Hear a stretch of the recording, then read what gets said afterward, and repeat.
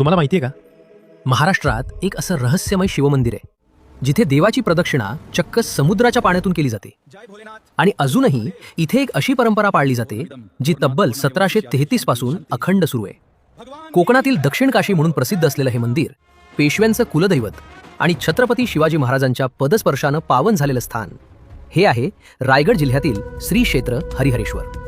पुराणानुसार भगवान वामनानं बळीराजाकडून 3 पावले भूमी मागितली होती आणि त्यातील दुसरे पाऊल याच पवित्र भूमीवर पडले अशी श्रद्धा आहे.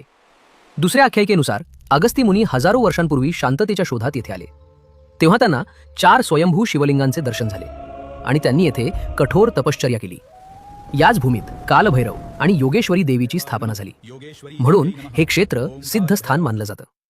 समुद्र किनाऱ्यावर वसलेलं हे मंदिर ब्रह्मगिरी, विष्णुगिरी, शिवगिरी आणि पार्वतीगिरी या 4 टेकड्यांच्या कुशीत आहे. म्हणूनच या ठिकाणाला देवघर असंही म्हटलं जातं. इसवी सन 1723 मध्ये लागलेल्या भीषण आगीत मंदिराचं मोठं नुकसान झालं होतं.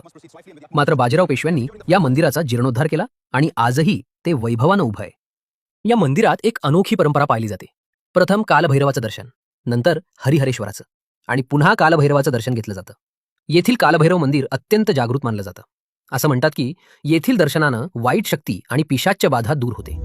हरिहरेश्वर मंदिरातील शिवपिंडी मात्र अत्यंत दुर्मिळ आहे, कारण या एकाच पिंडीवर ब्रह्मा, विष्णू, महेश आणि आदिमाया पार्वती यांची प्रतिकात्मक स्थानं आहेत. आणि आता ऐका या मंदिराचं सर्वात रहस्यमय वैशिष्ट्य. येथील प्रदक्षिणा मार्ग थेट समुद्रातून जातो. ओहोटीच्या वेळीच ही प्रदक्षिणा करता येते. एका बाजूला उंच डोंगर आणि दुसऱ्या बाजूला उसळणारा समुद्र. हा अनुभव अंगावर शहारे आणणार असतो. हरिहरेश्वर हे स्थान अतृप्त आत्म्यांना मुक्ती देणारं क्षेत्र मानलं जातं. म्हणून येथे नारायण नागबळी, त्रिपिंडी श्राद्ध आणि गतिश्राद्ध यांसारखे विधी केले जातात. महाशिवरात्री आणि कालभैरव जयंतीला येथे हजारो भाविकांची गर्दी उसळते.